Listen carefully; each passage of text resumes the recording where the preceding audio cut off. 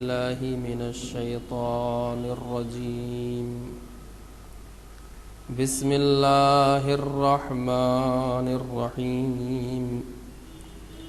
الحمد لله رب العالمين، والصلاة والسلام على أشرف الأنبياء والمرسلين، خاتم النبيين رحمة العالمين أبي القاسم محمد اللهم صل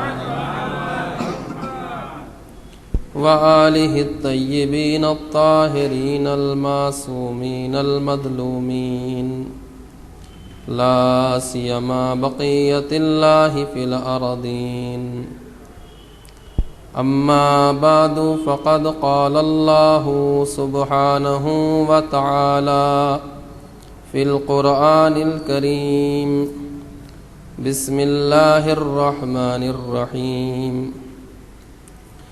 أفمن يهدي إلى الحق أحق أن يتبع أمن لا يهدي إلا أن يهدى فما لكم كيف تحكمون. صلوات پڑھ دیں.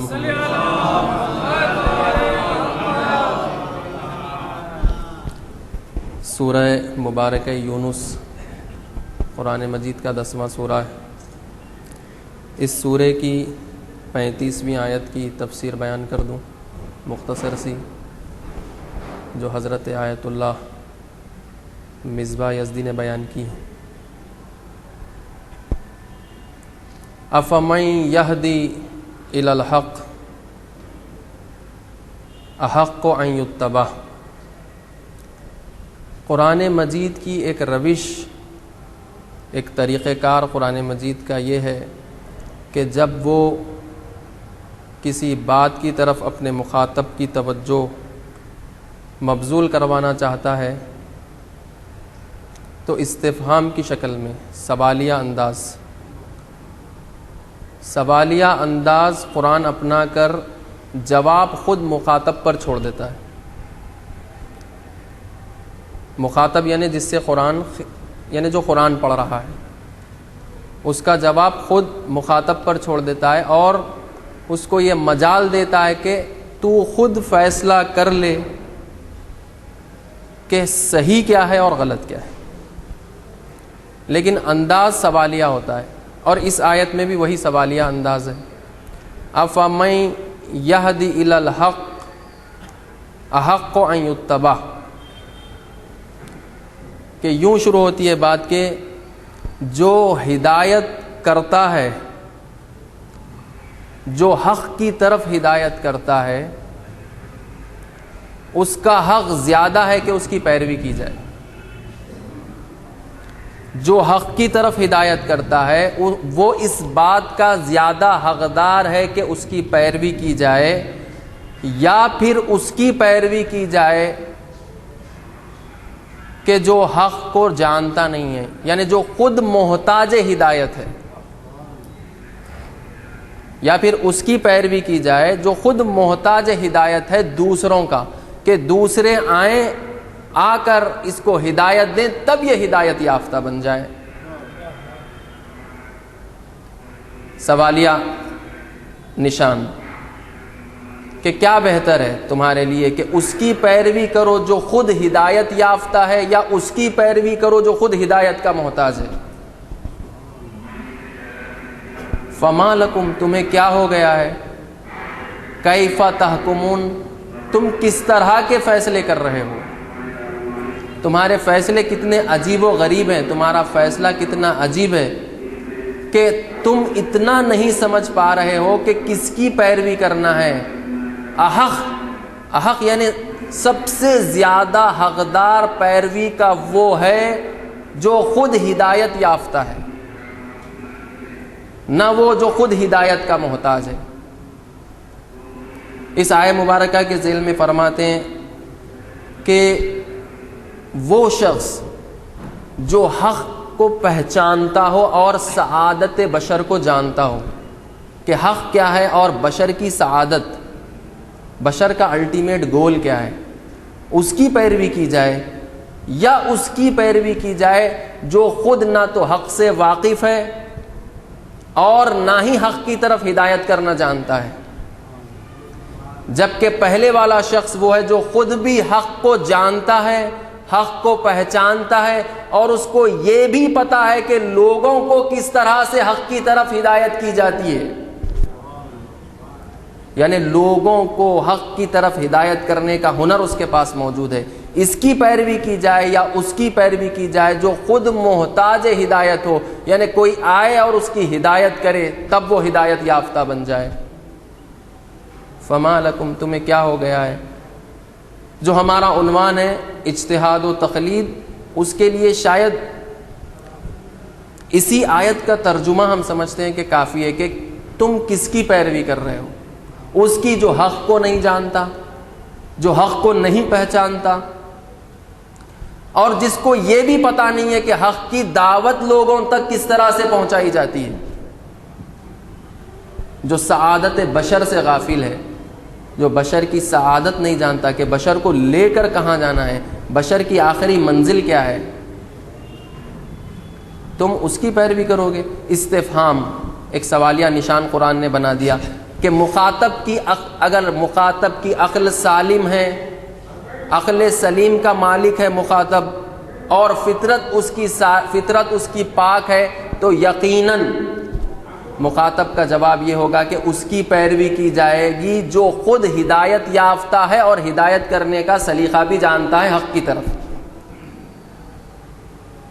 استفہام، سوالیہ انداز، کہ تم یہ جو گمان کر رہے ہو، تمہاری جو باطل فکر ہے، تمہارے ذہن میں یہ جو باطل فکر ہے کہ حق یعنی اس کی پیروی نہ کی جائے جو خود ہدایت یافتہ ہے، حق کو جانتا ہے، حق کو پہچانتا ہے، یہ جو باطل فکر ہے، اب تم خود ہی جواب دے لو۔ اگر تمہاری عقل سالم ہے اور تمہاری فطرت پاک ہے تو خود تم ہی جواب دے لو کہ اس کا جواب کیا ہونا چاہیے۔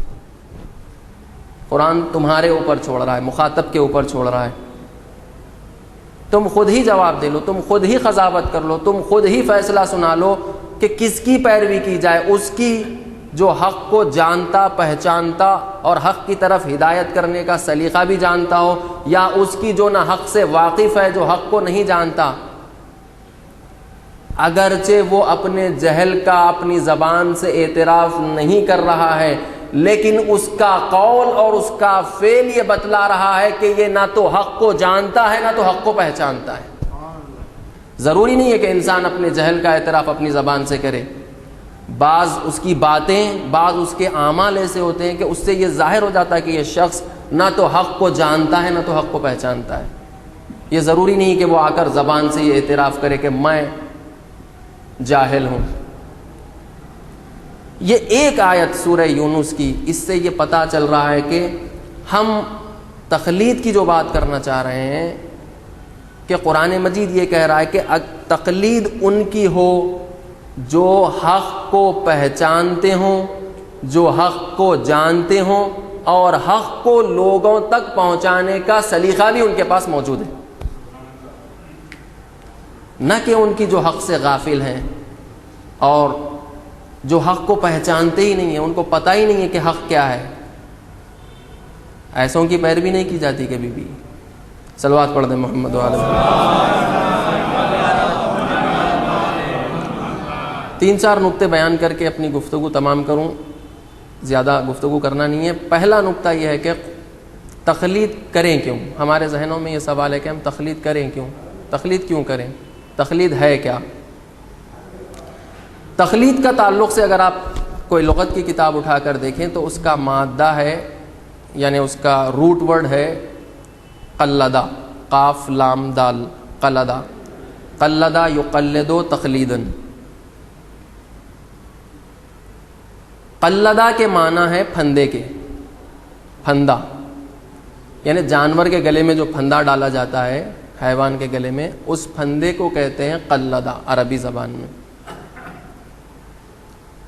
اب یہ آیا کیسے دینی اصطلاح میں کہ ایک شخص سے مکلف جو بالغ ہو چکا ہو، شرعی اصطلاح میں جو شخص بالغ ہو چکا ہو، وہ یہ کام کرے کہ اپنے گلے میں ایک پھندا ڈال کر جس کی وہ تقلید کر رہا ہے اس کے ہاتھ میں یہ پھندا تھما دے کہ تم جہاں جاؤ تمہاری جو منزل میری بھی وہی منزل، تمہاری بھی جو منزل ہے میری بھی وہی منزل ہے۔ اس پر لوگ یہ اعتراض کرتے ہیں کہ یہ پھندا ڈالنے والی بات کیا ہے، یہ تو بہت معیوب بات ہے، اور قرآن مجید نے بھی اس کی مذمت فرمائی ہے۔ قرآن نے مذمت کی ہے کہ تم کسی کی اندھی تقلید مت کیا کرو۔ تو پتہ چلا کہ تقلید کی دو قسمیں ہیں، ایک تقلید مشروع اور ایک تقلید مذموم۔ تقلید مشروع وہ ہے جو قرآن اور سنت سے جس کی حمایت ملتی ہے، تقلید مذموم وہ ہے جس کو قرآن و سنت نے منع کیا ہے کہ یہ تقلید مت کیا کرو۔ جگہ جگہ پر قرآن یہ فرماتا ہے تم اپنے آبا و اجداد کی تقلید مت کرو، رسوم و خیوط کی تقلید مت کرو، اندھی تقلید مت کرو، یعنی وہ تقلید جو بلا دلیل تقلید کی جاتی ہے۔ گرچہ ہم بھی یہی کہتے ہیں کہ تقلید کے اصطلاحی معنی یہ ہیں کہ مکلف اپنے اعمال کی تمام تر ذمہ داری مقلد پر ڈال دے۔ مقلد یعنی تقلید کرنے والا، مقلد یعنی جس کی تقلید کی جا رہی ہے اس کی گردن میں ڈال دے، کہے کہ میرے تمام اعمال کا ذمہ دار یہ شخص ہے، یہ جو بتلائے گا میں وہ انجام دوں گا، کل خدا نہ خواستہ اگر کوئی غلط میں نے انجام دیا اس کا ذمہ دار یہ ہوگا۔ یہ تو مذموم بات ہے۔ قرآن کہہ رہا ہے کہ ایک شخص دوسرے شخص کا بوجھ نہیں اٹھا سکتا۔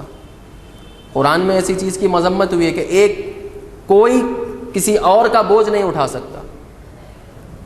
تو پھر یہ تقلید مشروع کیسے ہو گئی؟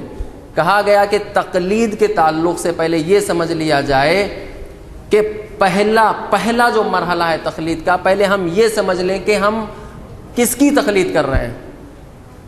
تقلید اس کی جا رہی ہے۔ اولاً تو شریعت نے ہم پر تقلید واجب ہی نہیں کی، شریعت کی طرف سے ہمارے اوپر کوئی تقلید ہی نہیں ہے۔ ہمارے سامنے تین راستے ہیں،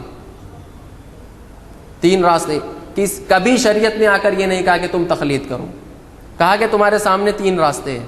پہلا راستہ یہ ہے کہ قرآن اور حدیث سے سمجھ کر خود عمل کر لو اگر تمہارے اندر اتنی صلاحیت موجود ہے، اور وہ سمجھ تم میں اس وقت تک پیدا نہیں ہو سکتی جب تک کہ تم اہل فن سے مراجعہ نہ کرو۔ وہ سمجھ تم میں اس وقت تک پیدا نہیں ہو سکتی، اجتہاد کا ملکہ، استنباط کا ملکہ تمہارے اندر اس وقت تک پیدا نہیں ہو سکتا جب تک کہ تم اہل فن کے سامنے زانو ادب طے نہ کر لو۔ پہلا طریقہ، پہلے اسلام تو یہ چاہ رہا ہے کہ ہم سب مجتہد بن جائیں۔ امکان پذیر ہے یہ بات کہ ہم سب مجتہد بن جائیں، یعنی سب ہم اپنے کاروبار زندگی کو تعطیل کر دیں، اپنے تمام تر کاروبار کو تعطیل کر دیں، کوئی انجینئر نہ بنے، کوئی ڈاکٹر نہ بنے، بلکہ پورا سارے کا سارا معاشرہ جا کر مجتہد بن جائے۔ امکان پذیر نہیں ہے، اور سب میں اتنی صلاحیت بھی موجود نہیں ہے، سب کی اتنی ذہنی صلاحیت نہیں ہے کہ وہ اس حد تک قابل بن جائے کہ قرآن اور حدیث سے استنباط کر کے قرآن اور حدیث سے احکام کو باہر نکالیں، سب میں اتنی صلاحیت بھی موجود نہیں ہے۔ تو لہٰذا آپ کے سامنے تین آپشن رکھے گئے، یا تو آپ مجتہد بن جائیے حوض علمیہ قم جائیے یا حوض علمیہ نجف جائیے، وہاں جا کر آپ زانو ادب طے کیجئے علماء کے سامنے، ایک مدت مدید وہاں پر گزارنے کے بعد مجتہد بن جائیے، خود بخود تقلید آپ پر حرام، تقلید خود بخود آپ پر حرام ہو جائے گی۔ پہلا مرحلہ۔ دوسرا آپشن شریعت نے جو آپ کے سامنے رکھا وہ ہے احتیاط کا آپشن، کہ احتیاط پر عمل کیا جائے۔ احتیاط کیا ہے؟ تقریباً اجتہاد سے ملتے جلتے عمل کا نام احتیاط ہے۔ احتیاط کا مطلب یہ ہے کہ اس زمانے میں جتنے مجتہد پائے جاتے ہوں ان تمام مجتہدین کے فتاوی سے آگاہ ہو اور ان کے اختلاف سے واقف ہو۔ یہ کام بھی چندہ آسان نہیں ہے، مشکل کام ہے، اجتہاد سے قریب تر ہے یہ کام احتیاط۔ کہا جب تم مجتہد نہیں بن سکتے اور تم احتیاط پر بھی عمل نہیں کر سکتے تو تیسرا راستہ جو کہ خود تمہاری مجبوری ہے کہ تم تقلید کرو کسی مجتہد کی۔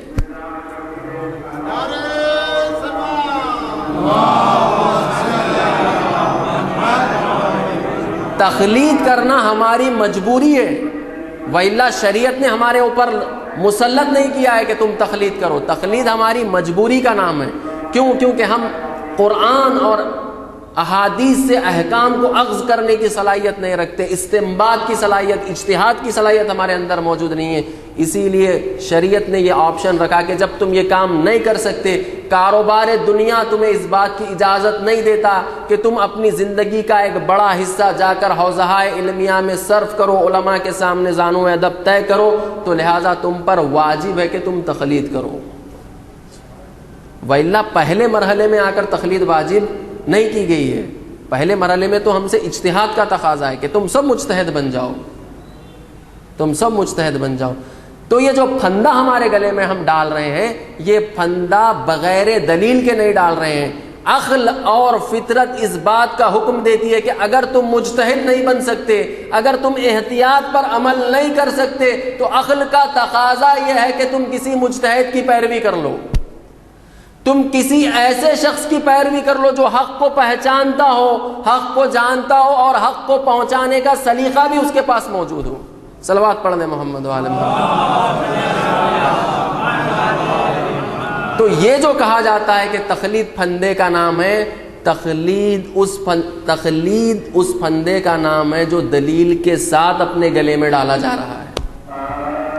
وہ اس پھندے کا نام ہی دلیل ہے، اس پھندے کا نام ہی دلیل کے ساتھ وہ پھندا گلے میں ڈالا جا رہا ہے. اور اگر کوئی شخص عقل کے اور فطرت کے اس قانون سے خلاف ورزی کرے، بغاوت کر کے یہ کہے کہ نہ تو میں مجتہد بنوں گا، نہ تو میں محتاط بنوں گا، نہ ہی میں مقلد بنوں گا، نہ تو میں تقلید کروں گا، تو ایسے شخص کے گلے میں پھندا جو پڑے گا، دلیل کے اوپر ایک نقطے کا اضافہ کر دیجئے.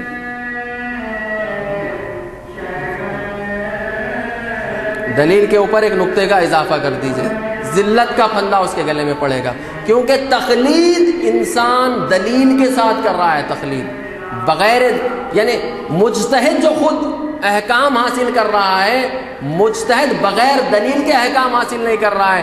یہ آپ کو اجازت نہیں دی گئی کہ آپ اس سے جا کر دلیل پوچھیں. آپ کو اتنی اجازت دی گئی ہے کہ تقلید کے بارے میں آپ یعنی دلیل کے ساتھ تقلید کریں. بغیر دلیل تقلید کرنا اندھی تقلید کہلاتا ہے، جس کی قرآن مذمت کرتا ہے. صلوات پڑھنے محمد وعلی محمد. بغیر دلیل تقلید کرنا یہ اندھی تقلید کہلاتا ہے. لیکن یہاں دلیل حاصل کر رہا ہے مجتہد کے پاس وہ دلیل موجود ہے. اب اگر مجتہد وہ دلیل آپ کو سمجھانا چاہے تو کافی مقدمات طے کرنا پڑے گا. یہ ایسے ہی ہے کہ ڈاکٹر ایک پرسکرپشن لکھ کر ہم کو دے اور ہم یہ کہیں کہ ڈاکٹر صاحب یہ پرسکرپشن پورا سمجھائیے. یہ جو پرسکرپشن آپ نے میری بیماری کے لیے لکھا ہے یہ پورا مجھے سمجھا دیجئے. ڈاکٹر کہے گا کہ اگر آپ پرسکرپشن کا تفصیل جاننا چاہتے ہیں، آپ ایڈمیشن لیجئے میڈیکل سائنس میں، آپ MBBS کر کے ڈاکٹر بن جائیے، خود بخود سمجھ جائیے گا، خود بخود سمجھ جائیے گا.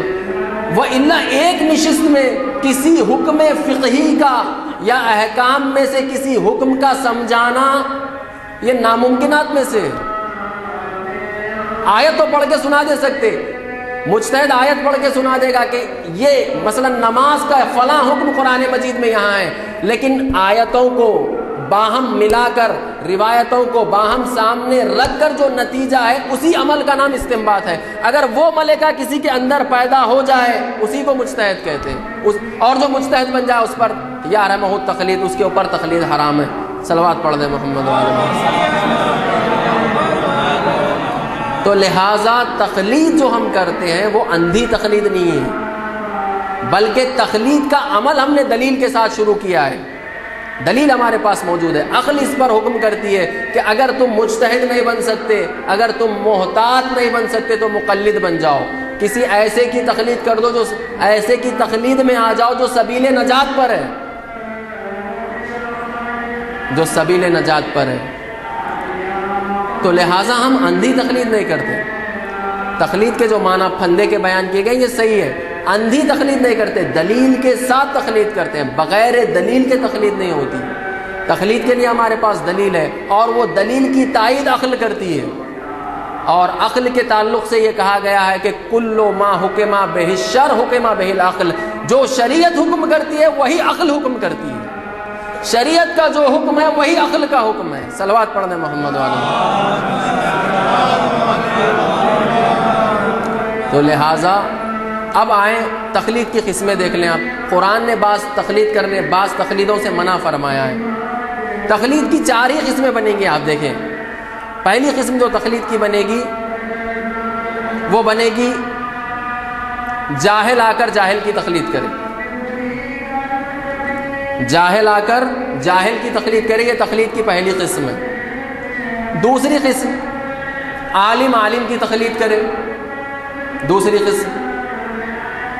تیسری قسم عالم جاہل کی تقلید کرے، جو ہمارے شہر میں ہوتا ہے، عالم جاہل کی تقلید کرے۔ اور چوتھی قسم جاہل عالم کی تقلید کرے۔ 4 قسمیں بنیں گی۔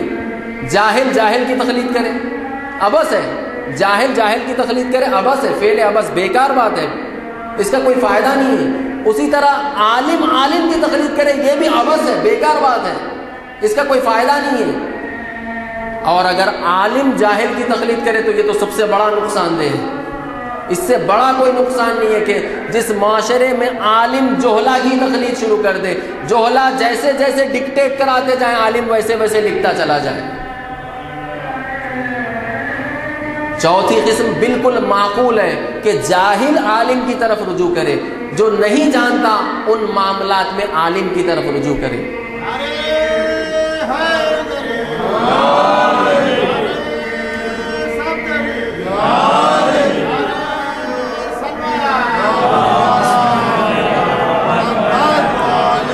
قرآن سے دلیل مانگتے ہیں تو تقلید کی دلیل قرآن سے لے آئیے۔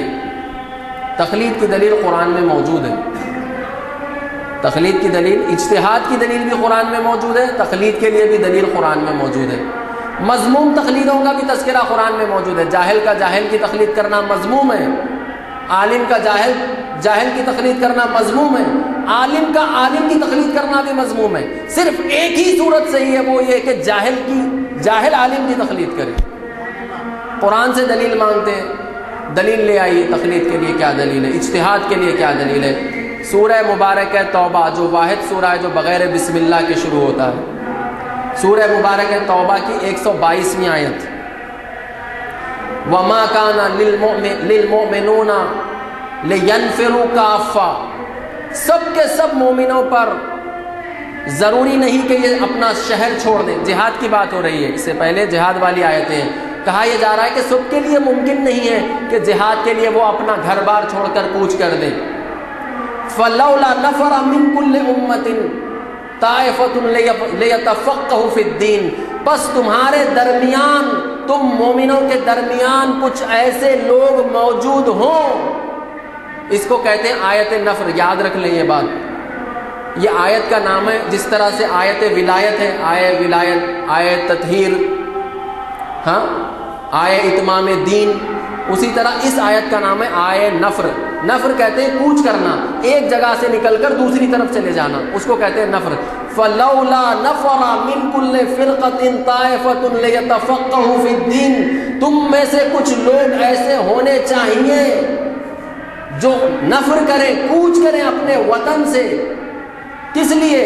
لِيَتَفَقَّهُوا فِي الدِّينِ، تاکہ دین کی گہری سمجھ حاصل کریں۔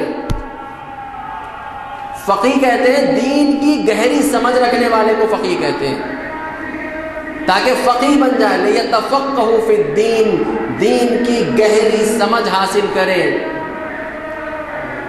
دین کی گہری سمجھ حاصل کرنے کے لیے اپنے وطن سے کوچ کرو۔ اور اذا رجعوا الیہم فَلْيَنْظُرُوا اذا رجعوا الیہم، اور جب واپس پلٹے اپنے وطن، تفقہ فی الدین کر کے، دین کی گہری سمجھ حاصل کر کے جب میسر آ جائے، بہت سے تو وہیں رک جاتے ہیں، آنے کی ضرورت ہی نہیں، اسی لیے وہ کہتے بھی یہی ہیں، دلیل میں یہ لے کے آتے ہیں کہ اذا رجعوا موجود ہے قرآن میں کہ جب پلٹے، یعنی واجب نہیں ہے ان کے اوپر پلٹنا، تو بہت سے وہیں رک جاتے ہیں، آنے کی زحمت ہی گوارا نہیں کرتے۔ کیوں؟ جب وہ پلٹیں تو پھر لینظروا، اپنی قوم کو ڈراؤ، لعلہم یحذرون، تاکہ وہ اللہ سے ڈرنا شروع کر دیں۔ جب تک دین کی گہری سمجھ انسان کو حاصل نہ ہو وہ اپنی قوم کو انذار نہیں کر سکتا۔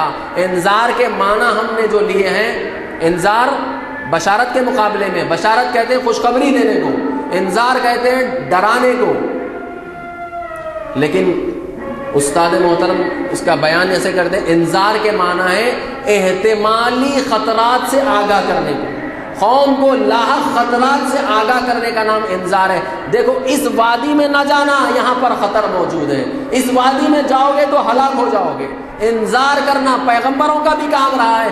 عالم جو کہ پیغمبروں کے وارث ہیں، لہذا عالموں کے ذمے علماء سے جو میراث ملی ہے یہ دو، بشارت اور نذارت۔ لوگوں کو خوشخبری دو، لوگوں کو خوشخبری دینے کے ساتھ ساتھ احتمالی خطروں سے ان کو آگاہ بھی کرتے رہو کہ اگر اس وادی میں قدم رکھو گے تو ہلاک ہو جاؤ گے۔ صلوات پڑھ دیں محمد انذار عالموں کا شیوا ہے۔ جب پلٹ جاؤ، اذا رجعوا الیہم، جب اپنی قوم کی طرف پلٹ جاؤ تو انذار کرو، ڈراؤ، گھروں میں بیٹھ مت جاؤ، انذار کرو، نکلو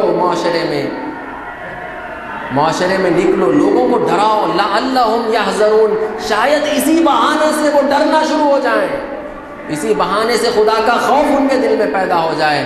تو لیتفقہوا فی الدین، یہ آیے نفر دلالت کرتی ہے اس بات پر کہ ایک معاشرے میں فقیہ کا ہونا ضروری ہے، بغیر فقیہ کے معاشرہ نہیں رہ سکتا، اور فقیہ بننے کے لیے کوچ کرنا ضروری ہے، اپنے وطن سے نکلے، جائے، زحمت اٹھائے، فقیہ بن کر واپس آئے۔ آج کل ہم فقیہ اس کو کہتے ہیں جو صرف فقہ میں مہارت رکھتا ہو، یعنی احکام دین، یعنی دین میں صرف فقہی مسئلے، نماز کیسی پڑھنی ہے، روزہ کیسا رکھنا ہے، اسی کو فقیہ کہتے ہیں۔ جبکہ قرآنی فقیہ اس کو نہیں کہتے جو فقط فقہ پر دسترس رکھتا ہو، قرآنی فقیہ وہ ہے جو دین کے ہر شعبے میں گہری نظر رکھتا ہو، دین کے ہر شعبے میں گہری نظر رکھنے والے کو فقیہ، قرآنی فقیہ کہا گیا ہے۔ ہماری اصطلاح میں فقیہ اس کو کہا جاتا ہے جو نماز کے مسائل جانتا ہو، روزے کے مسائل جانتا ہو، خمس و زکوٰۃ کے مسائل جانتا ہو، لیکن قرآنی فقیہ وہ ہے جو دین میں، دین کے ہر شعبے کو گہرائی سے جانتا ہو اور ہر بات کا جواب اس کے پاس دین کی روح سے موجود ہو، صاحب نظر ہو تمام شعبوں میں، اس کو کہتے ہیں فقیہ۔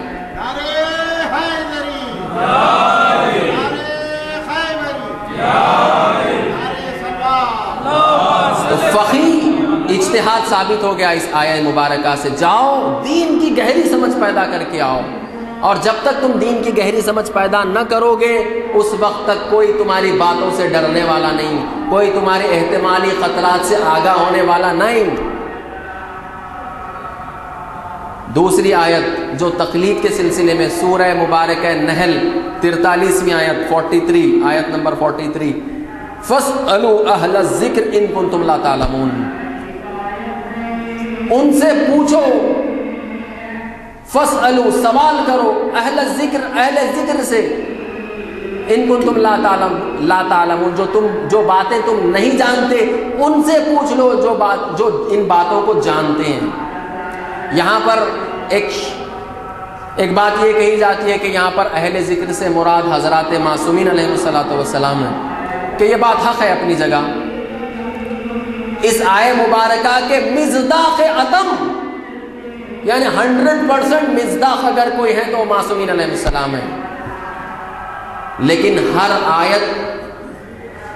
آیت اپنے دور میں اپنا مصداق تلاش کرتی ہے۔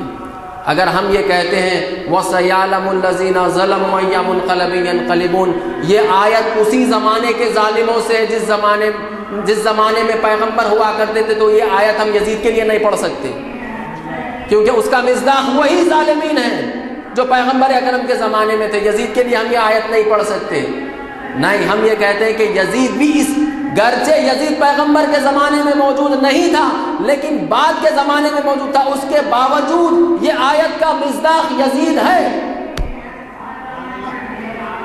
اسی طرح فَاسْأَلُوا أَهْلَ الذِّكْرِ إِن كُنتُمْ لَا تَعْلَمُونَ، پوچھو اہل ذکر سے، اہل ذکر سے مراد یہ بات یقینی ہے کہ مصداق اتم اہل بیت علیہ السلام ہے، لیکن نچلے درجے میں ہر فن کا ماہر فن، ہر شعبے کا ماہر فن اس کا مصداق ہے، ہر آخر زمانے تک۔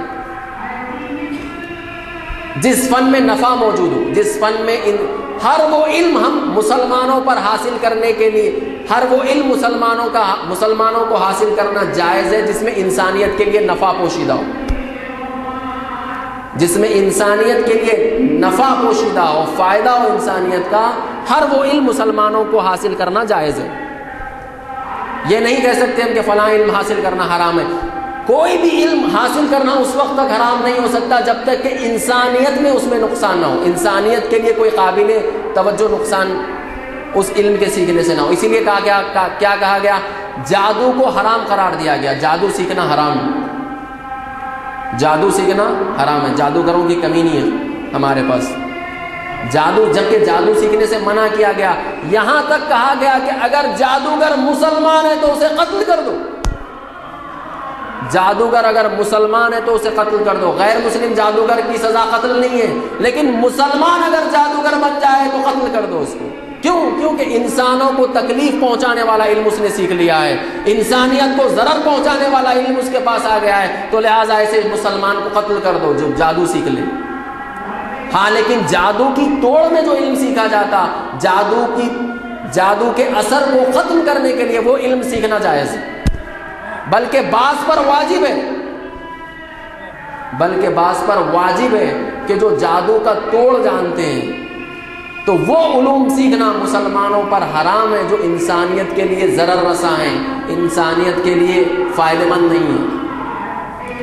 تو لہٰذا فَاسْأَلُوا أَهْلَ الذِّكْرِ سے مراد ہر شعبے کا ماہر فن ہے، ہر شعبے میں جو ماہر فن ہے۔ اگر تم گھر بنانا چاہتے ہو، تمہیں علم نہیں ہے کہ گھر کیسے بنایا جاتا ہے، انجینئر سے رجوع کر لو۔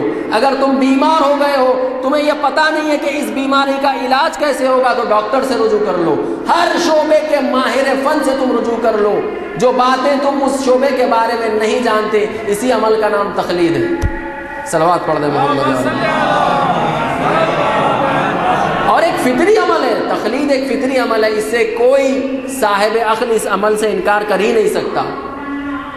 اگر تقلید نہ کرے بچہ تو بولنا نہ سیکھ پائے، والدین کی تقلید اگر نہ کرے بچہ، اگر والدین کی اپنی تقلید نہ کرے، نہ بولنا سیکھ پائے نہ چلنا سیکھ پائے۔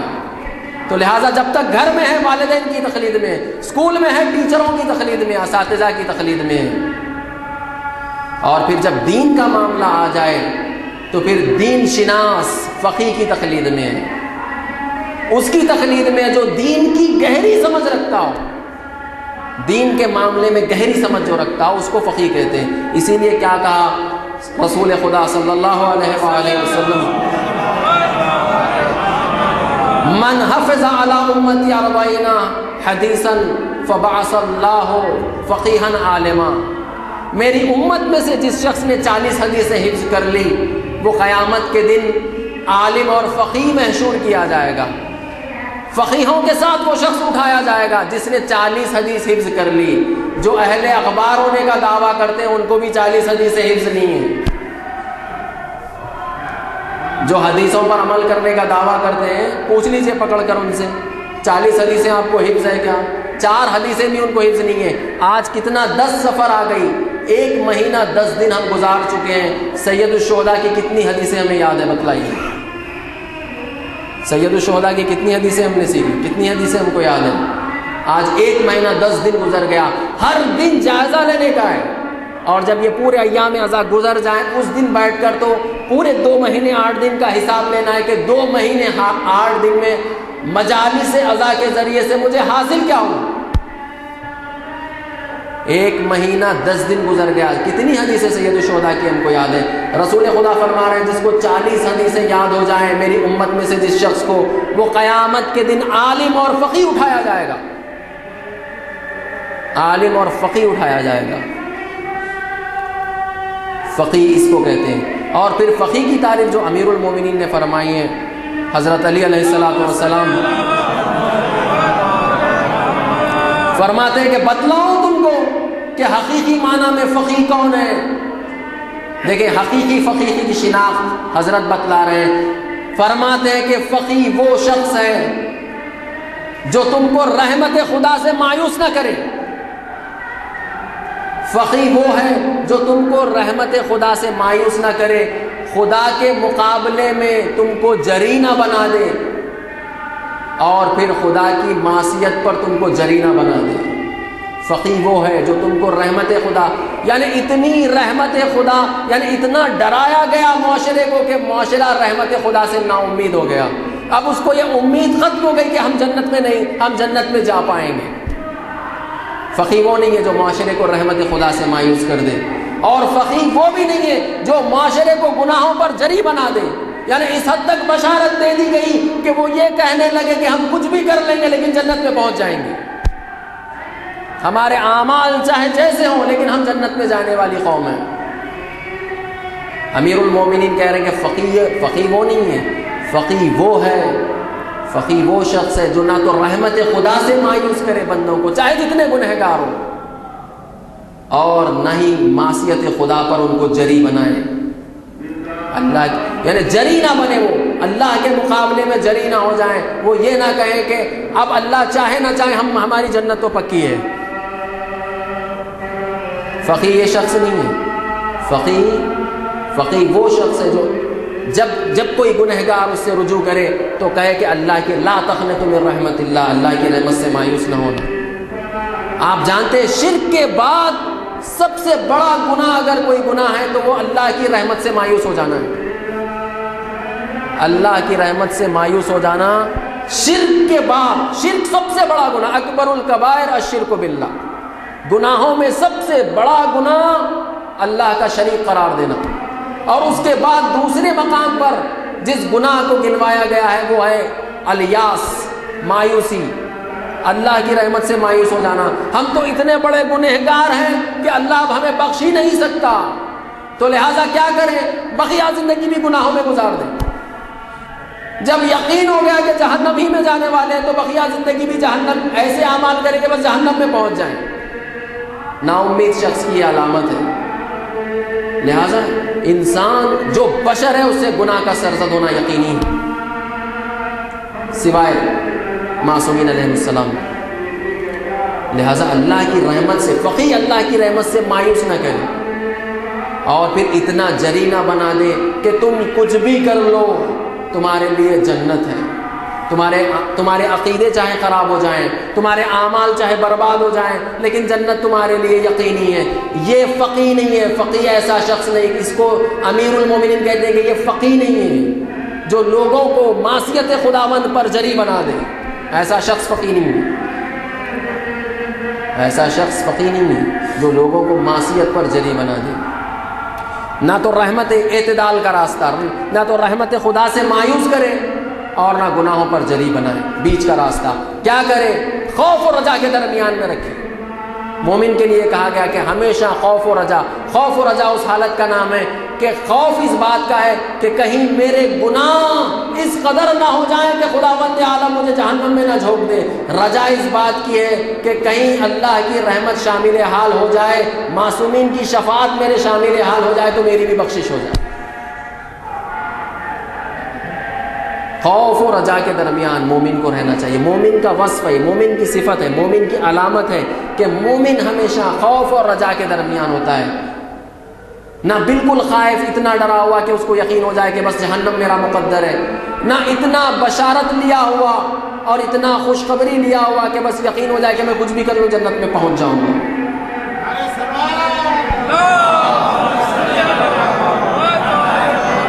دو آیتوں سے اجتہاد اور تقلید کا مسئلہ حل ہو گیا کہ اجتہاد لیتفقہ طائفۃ لیتفقہوا فی الدین، تم میں سے کچھ لوگ ہوں جو اپنے گھروں سے، اپنے وطن سے کوچ کریں، جائیں، جا کر دین کی گہری سمجھ حاصل کر آئیں۔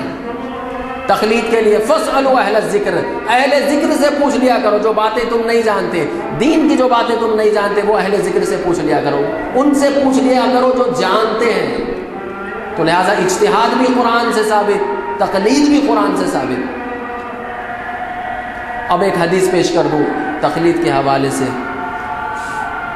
سورہ بقرہ کی 78ویں آیت، 78ویں آیت سورہ بقرہ کی جا کر دیکھیں، اس میں یہ ہے، اس آیت مبارکہ کے ذیل میں تقلید مضمون کی بات کی گئی ہے۔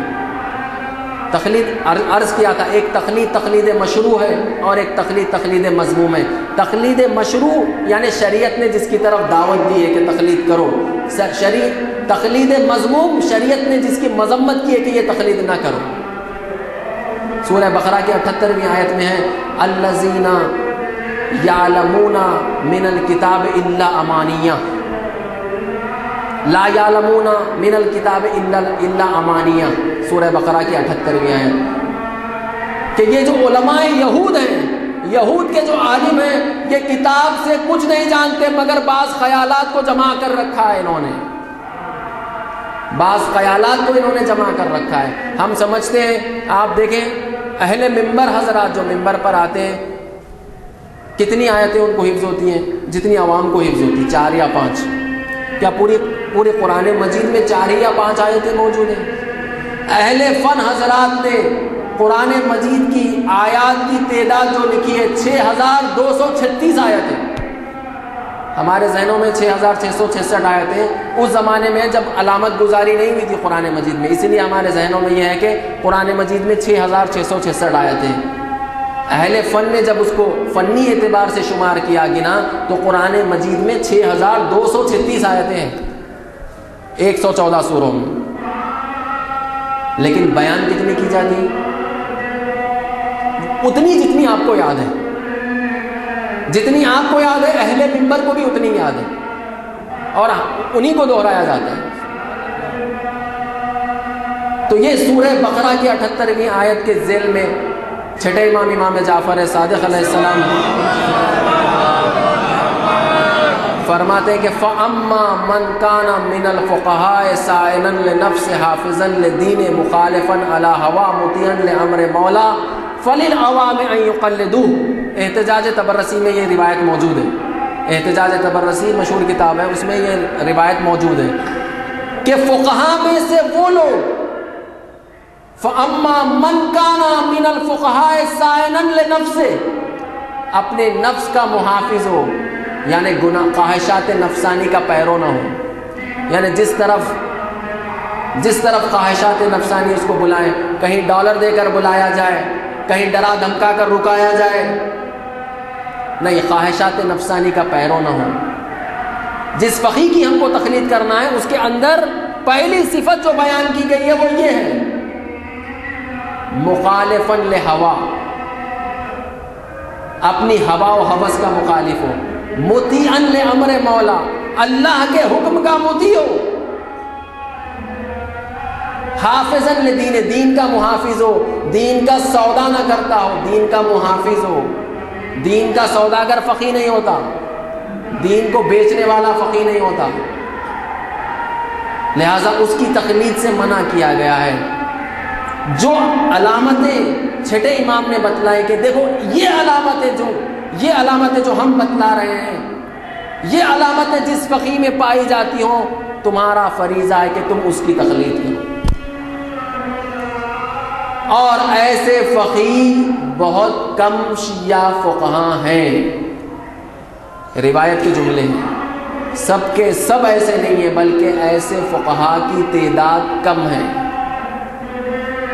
جو مخالف ہوا ہوں، جو مطیع امر مولا ہوں، جو محافظ دین ہوں، ایسوں کی تقلید کرنا ہے۔ یعنی اگر اندھی تقلید ہوتی تو بغیر قید و شرط تقلید کر لیتے، ہم کسی کی بھی تقلید کر لیتے، اس کی بھی تقلید کر لیتے جو فاسق ہے، جس کی نماز قضا ہو رہی ہم جانتے ہیں، اس جاہل کی تقلید بھی کر لیتے ہم۔ لیکن شرط بتلائی گئی ہے کہ فقیہ کیسا ہو، فقیہ کے اندر یہ علامتیں پائی جائے، خواہشات نفسانی کا پیرو نہ ہو، ہوا و ہوس کا پیرو نہ ہو، دین کا محافظ ہو، دین اور جان، دین بچے یا جان بچے، دین بچے جان چلی جائے، دین بچے یا عزت بچے، دین بچے عزت چلی جائے، دین کا محافظ ہو، دین کا محافظ ہو، ایسے فقیہ کی تم کو تقلید کرنا ہے، ایسے فقیہ کی تقلید تم پر واجب کی گئی ہے، بغیر قید و شرط نہیں ہے کہ تم جس کی چاہو تقلید کر لو، نہیں، یہ جو صفتیں جس فقیہ میں پائی جاتی ہوں گی اسی کی تقلید ہم کو کرنا ہے۔ صلوات پڑھ دیں محمد۔ اور پھر آبان بن تغلب چھٹے امام کے صحابی ہیں آبان بن تغلب، ان کو فرماتے ہیں کہ یا آبان اجلس فی المسجد المدینہ افتی الناس، اے آبان مدینے کی مسجد میں بیٹھو اور لوگوں کو فتویٰ دو۔ مدینے کی مسجد یعنی مسجد نبوی میں بیٹھو، چھٹے امام فرما رہے ہیں اپنے صحابی سے آبان بن تغلب سے، مدینے کی مسجد میں بیٹھ کر لوگوں کو فتویٰ دو۔ مجھے پسند ہے کہ ہمارے شیعوں میں تم جیسا کوئی فتویٰ دینے والا موجود ہو، مجھے یہ بات پسند ہے کہ ہمارے شیعوں میں تم جیسا کوئی فتویٰ دینے والا موجود ہو۔ یہ آبان بن تغلب کو فرما رہے ہیں۔ اور پھر ایک جگہ اپنے صحابی ایاز کو فرما رہے ہیں کہ اے ایاز تم ہماری غیر موجودگی میں ہمارے علوم پر تکیہ کر کے فتویٰ دو۔ معصوم کا خود اپنے صحابیوں کو یہ حکم دینا کہ فتویٰ دو معصوم کی موجودگی میں، ہم یہ کہتے ہیں کہ یہ عمل معصوم کی غیر موجودگی میں شروع ہوا، نہیں، معصوم کے زمانے میں خود معصوم کی حیات میں فتویٰ دینے کا عمل شروع ہوا۔ ابان بن تغلب جس کی مثال ہے، معصوم کے زمانے سے یہ عمل شروع ہوا ہے، معصوم کی غیر موجودگی میں نہیں ہوا ہے، خود معصوم کے حکم سے یہ عمل شروع ہوا ہے۔ فقیہ کی تقلید، ایسے دین شناس کی تقلید جو دین کے ہر شعبے پر گہری نظر رکھتا ہو، جب اس فقیہ کی تقلید کی جائے گی معاشرے میں تو ایسا معاشرہ کامیاب، کامران اور نجات یافتہ ہوگا۔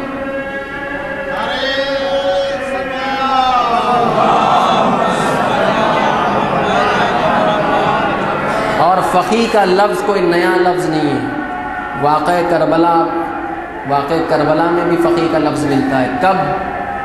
جب سید الشہداء کو یہ خبر ملی کہ مسلم کوفے میں شہید کر دیے گئے، اسی وقت سید الشہداء کو یاد آیا کہ میرا ایک دوست کوفے میں رہتا ہے، اس کو خط لکھا جائے۔ چنانچہ جب قلم اٹھایا ہے خط لکھنے کے لیے، اس طرح سے تحریر فرماتے ہیں کہ من الحسین ابن علی ابن ابی طالب الی الرجل الفقیہ حبیب ابن مظاہر، حسین ابن علی ابن ابی طالب کی جانب سے اس مرد فقیہ کی جانب جس کا نام حبیب ابن مظاہر ہے۔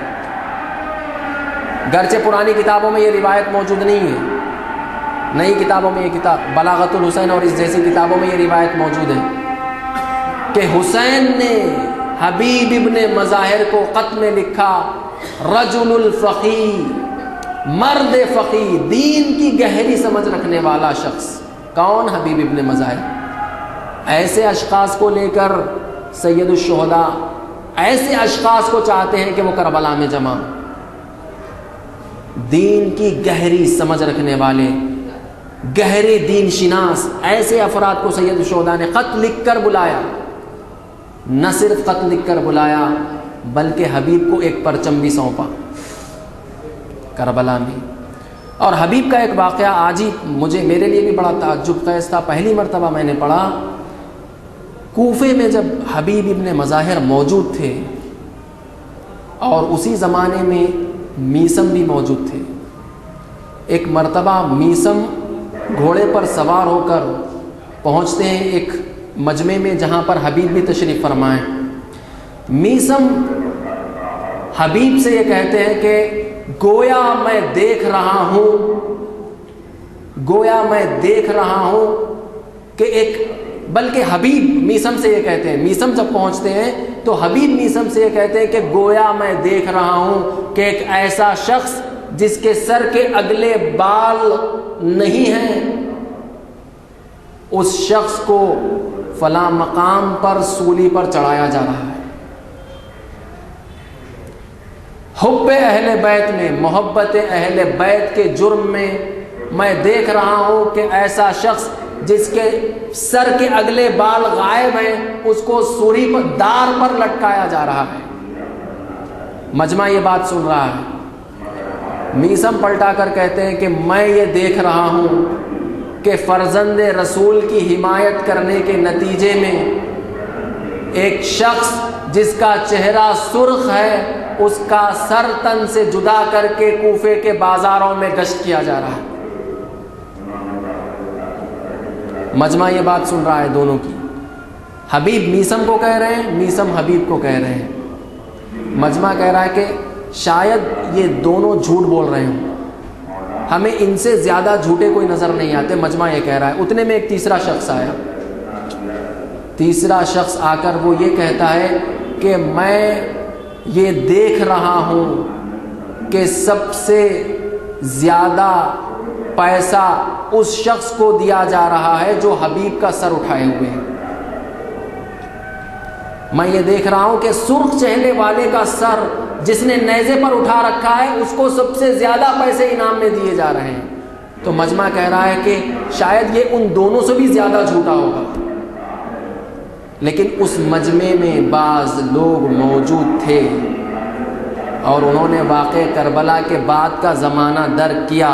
انہوں نے میسم کی بات بھی سنی تھی، انہوں نے حبیب کی بات بھی سنی تھی، اور انہوں نے اس تیسرے شخص کی بات بھی سنی تھی۔ اور پھر وہ موقع آ گیا کہ جب حبیب کا سر کوفہ لایا گیا، انہوں نے مشاہدہ کیا تو انہوں نے کہا کہ ہم جس کے بارے میں جھوٹ کی تہمت لگا رہے تھے وہ بات سچ ثابت ہوئی۔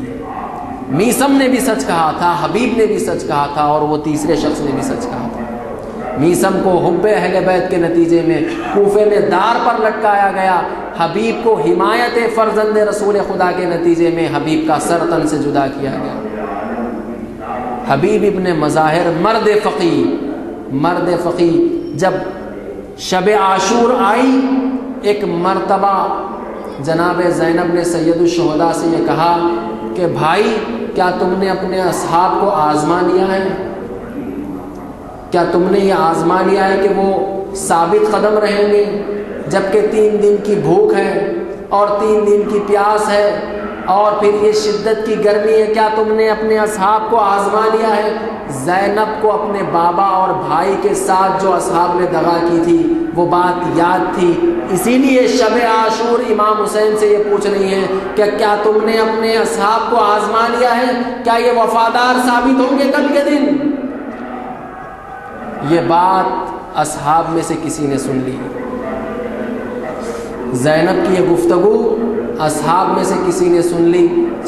سب کو جمع کرتے ہیں، جمع کر کے سید الشہداء کے خیمے کے قریب آتے ہیں۔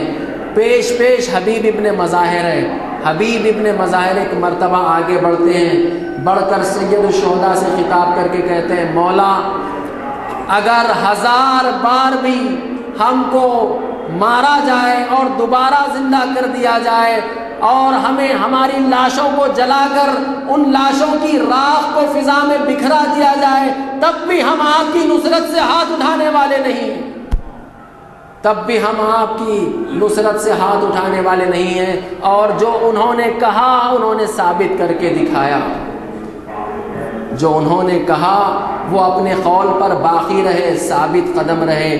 جب دوسرا دن عاشور کا دن نمودار ہوا، سید الشہداء نماز کے لیے کہہ رہے ہیں۔ ابو ثمامہ سیداوی نے آ کر جب عرض کی کہ مولا ظہر کی نماز کا وقت ہے، اجازت دیجئے کہ یہ آخری نماز آپ کے پیچھے ادا کر لی جائے، اس کے بعد جو نماز ادا کرنا ہے وہ خلد میں آپ کے نانا کے پیچھے ادا کی جائے گی، لیکن اپنی زندگی کی یہ آخری نماز ہم چاہتے ہیں کہ آپ کے پیچھے ادا کر لیں۔ حبیب نے جا کر جب یہ بات فوج اشقیاء کے سامنے رکھی تو فوج اشقیاء نے کہا کہ کیا کہتے ہو کہ کیا حسین کیوں نماز پڑھنا چاہتے ہیں؟ کیا حسین کی نماز بھی قبول ہے؟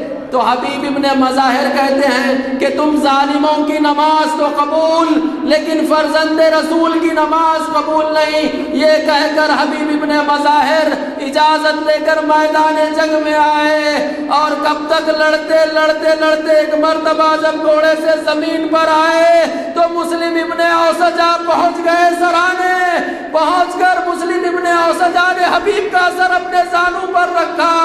حبیب اگر میں بھی تمہارے پیچھے نہ آ رہا ہوتا تو میں تم سے کہتا کہ جو وصیت کرنا چاہتے ہو کر لو، تو ایک مرتبہ حبیب نے نحیف آواز میں سید الشہداء کی طرف اشارہ کر کے کہا اوصیکم بہذا المظلوم، میں تم کو وصیت کرتا ہوں کہ اس مظلوم کا ساتھ نہ چھوڑنا۔ انا للہ و انا الیہ راجعون، رضا بقضائہ و تسلیما لامرہ۔ بار پروردگارہ واسطہ محمد و آل محمد علیہ السلام کا اس ذکر قلیل کو قبول فرما۔ پروردگارہ ہم سب کا خاتمہ ایمان پر بخیر فرما۔ پروردگارہ جہاں جہاں مومنین و مومنات، مسلمین و مسلمات رہتے ہیں، سب کی جان، مال، عزت و آبرو و ایمان کی حفاظت فرما، مقامات مقدسہ کی حفاظت فرما۔ پروردگارہ ہمارے مراجع مجتہدین علماء کا سایہ ہمارے سروں پر تادیر قائم رکھ۔ پروردگارہ سید مقاومت سید حسن نصر اللہ، رہبر معظم انقلاب اسلامی حضرت آیت اللہ خامنئی، مرجع عالی قدر جہانی تشیع حضرت آیت اللہ سیستانی کو اپنی حفظ و امان میں فرما۔ پروردگارہ واسطہ محمد و آل محمد علیہ السلام کا ہم سب کو قرآن مجید پڑھنے، پڑھ کر سمجھنے، سمجھ کر عمل کرنے کی توفیق عطا فرما۔